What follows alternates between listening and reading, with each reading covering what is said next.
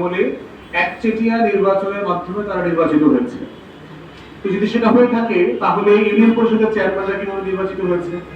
বাংলাদেশের অলমোস্ট সকল ইউনিয়ন পরিষদের চেয়ারম্যান আওয়ামী লীগের ওই এলাকার সভাপতি সেক্রেটারি। তাহলে আপনি তাকে বাতিল করলেন না কেন? আবার তাকে বাতিল করেন নাই, চট্টগ্রামের মেয়র কোর্টের মামলা রায়ের উপর ভিত্তি করে চিটাগাং মেয়র হয়ে গেল। সে কিভাবে হলো? কিন্তু তার প্রশাসন বাতিল হলো না কেন? আবার দেখলাম গত কয়েকদিন আগে 9 জন না 8 জন উপজেলা চেয়ারম্যান একটা রিট করে ওনাদেরকে পুনর্বহাল করবার একটা রায় নিয়েছেন। তাহলে এই যে পুরো বৈপরীত্যটা চলছে, এখানে আমরা একটা ন্যায্যতা দেখতে চাচ্ছি। এটা সত্য যে আওয়ামী লীগের আমলে কোনো নির্বাচন হয় নাই। তাহলে সমাধান কি? এখানে দুইটা সমাধান আছে। একটা সমাধান হচ্ছে এই কাউন্সিলর যারা আছেন পৌরসভা এবং সিটি কর্পোরেশনে আমরা দেখেছি প্রায় 5300 মতো কাউন্সিলর আছেন, যাদের প্রায় 1700 মতো কাউন্সিলর হচ্ছে বিএনপি, জামাত, স্বতন্ত্র এবং ফ্যাসিবাদ বিরোধী আন্দোলনের যারা সক্রিয় ছিলেন, গণ অভ্যুত্থানে সক্রিয় ছিলেন। আমাদের পক্ষ থেকে আমরা দাবি করেছি যাচাই বাছাই সাপেক্ষে এই মানুষগুলোকে পুনর্বহাল করা হোক, কারণ তারা জুলাই আগস্টের গণ অভ্যুত্থানকে ধারণ করেন। তারা অনেকেই জেলে বসে নির্বাচিত হয়েছেন, তারা হচ্ছে আপনার অনেকগুলো মামলার আসামি, এই 16 বছরে অনেক নির্যাতন শিকার হয়েছেন, মুসলিম হয়েছেন। বাকি জায়গাগুলোতে সরকার যেটা করতে পারে, একটা অ্যাডহক কমিটি করে দিতে পারে, যে ওখানে যারা অংশীজন আছেন, গুরুত্বপূর্ণ সজ্জন মানুষ আছেন, এলাকায় খুবই ভালো সৎ মানুষ হিসেবে পরিচিত, এরকম 5 জন 6 জনের একটা টিম আপনারা করে দিতে পারেন সরকার, যারা স্থানীয় প্রশাসনটাকে পরিচালনা করবে। না করলে যেটা হচ্ছে যে আমার দেশে সিম্পলি স্থানীয় পর্যায়ে কোনো সেবা নাই, এবং ইউনিয়ন পরিষদের চেয়ারম্যানরা আওয়ামী লীগ করবার কারণে সবাই কিন্তু পলাতক। অধিকাংশ ইউনিয়ন পরিষদে আওয়ামী লীগের চেয়ারম্যানরা কেউ বসেন না, মেম্বাররা যান না, ওখানে পিউন দিয়ে এখন কাজ চলছে। এবং দেখেন আগামী 2 সপ্তাহ পরে আমাদের বাচ্চারা নতুন স্কুলে ভর্তি হবে, বই নিতে হবে। নতুন বাচ্চারা ভর্তি যে হবে, বাংলাদেশে ধরেন প্রায় 30-35 লক্ষ বাচ্চা ভর্তি হবে, প্রতি বছর ভর্তি হয়। তো এই 30-35 লক্ষ বাচ্চার জন্ম সনদ লাগবে না, তার বাবা মার আইডি কার্ড লাগবে না, স্কুলে সে কি দিয়ে ভর্তি হবে? অনেক বাচ্চাদের অনেক ফ্যামিলিকে উপবৃত্তি দেয় সরকার, আপনারা জানেন। সেই উপবৃত্তির টাকাটা সে কিভাবে পাবে? তাহলে সে এই একটা বিশাল জটিলতা তৈরি হবে আমার স্থানীয় প্রশাসন না থাকার কারণে।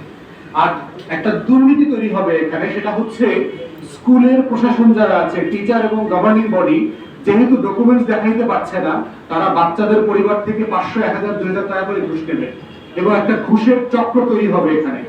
অনেক জায়গাতে যেটা করবে, উপবৃত্তির টাকা 1 মাস 2 মাসের জন্য স্কুল নিয়ে নিবে, যেহেতু তুমি ডকুমেন্টস দেখাইতে পারো না, উপবৃত্তির টাকা দিয়ে দাও, এরকম একটা দুর্নীতি হবে। আরেকটা কি সমস্যা হচ্ছে দেখেন, আপনি এদের বদলে এদেরকে সরায় কাকে দায়িত্ব দিয়েছেন? দায়িত্ব দিয়েছেন আমলাদের। আমলারা কার? 80% আমলা গত 16 বছর ফ্যাসিবাদের দালালি করেছে, রাতের ভোট করছে, দুর্নীতির পাহাড় তৈরি করেছে, বিদেশে হাজার হাজার কোটি টাকা লুটপাট করছে, বাড়ি গাড়ি, টরন্টোতে সেকেন্ড হোম বানানো, মালয়েশিয়াতে সেকেন্ড হোম বানানো, এসব করছে। যে ন্যায্যতার ভিত্তিতে আপনি উপজেলা পরিষদ থেকে শুরু করে সকল পৌর সিটি কর্পোরেশনকে বাতিল করলেন, বিকল্পটা কি দিলেন? আরেকটা ফ্যাসিবাদের দোষরকে দিলেন। এবং সে কি আপনার রাত 9টার সময় গরু পূজা দিবে? আমার কাছে এখানে কাউন্সিলররা দেখা করতে আসছে, গ্রামে গঞ্জে যারা সার্ভ করেন, রাতের বেলা গরু খুঁজে পায় নাই, সেই কাউন্সিলরের বাড়িতে গেছে, কাউন্সিলর হারিকেন নিয়ে 2 ঘন্টা খুঁজে গরু বাই করে দিছে। এই সেবা কি আপনার দিতে পারবে আমার যারা 9টা 5টা জব করে, 9টা 6টা 7টা জব করে? তাহলে গ্রামের মানুষটা কাকে ফোন দিবে, কাকে সে কাছে পায়? দিন শেষে সে স্থানীয় প্রতিনিধিদের কি পায়? অতএব যে সমাধানটা করা হচ্ছে, এটা একটা ভুল সমাধান হয়েছে, এটা একটা রং মিসগাইডেড ডিসিশন ছিল আপনাদের মাধ্যমে পরিচালিত হওয়া। আর যেটা হয়েছে দেখেন, স্থানীয় প্রশাসন না থাকার কারণে যেটা হয়েছে যে আমার যে লোকাল ডেভেলপমেন্ট ওয়ার্ক আছে, আমাদের মন্ত্রণালয়গুলোর ভিতরে সবচেয়ে বেশি বাজেটের কাজ হচ্ছে লোকাল ডেভেলপমেন্ট, এলজিআরডি মিনিস্ট্রির কাজ, প্রায় 40,000 কোটি টাকার কাজ সারা বাংলাদেশে। এই লোকাল ডেভেলপমেন্ট কিন্তু টোটাল স্ট্যাগনেট হয়ে আছে। এখন দেখেন, লোকাল ডেভেলপমেন্ট ওয়ার্ক যদি না হয়, আবার অর্থনীতি কিন্তু গ্রামে গঞ্জে কিন্তু মুক্ত করে পড়ে গেছে, কোনো কাজ নাই গ্রামে গঞ্জে, বেকারত্ব বাড়ছে, অর্থনীতির টাকা ঘুরবে না। জুন জুলাইতে তখন গণমাধ্যম রিপোর্ট করবে যে আমার জিডিপি কেন 2% কমে গেছে, গণ অভ্যুত্থানকে দায়ী করা হবে। আমলারা দেখবেন এই দায়ের মধ্যে আসবে না, রাজনীতিবিদরা দায়ী, আমলারা দেখবে তাদেরকে ব্লেম দিবে, গণঅভ্যুত্থানকে ব্লেম দিবে, রাজনৈতিক অস্থিরতাকে ব্লেম দিবে, কিন্তু সিদ্ধান্তটা কারা পার্সু করেছে? এই মিসগাইডের আমলারা করেছে।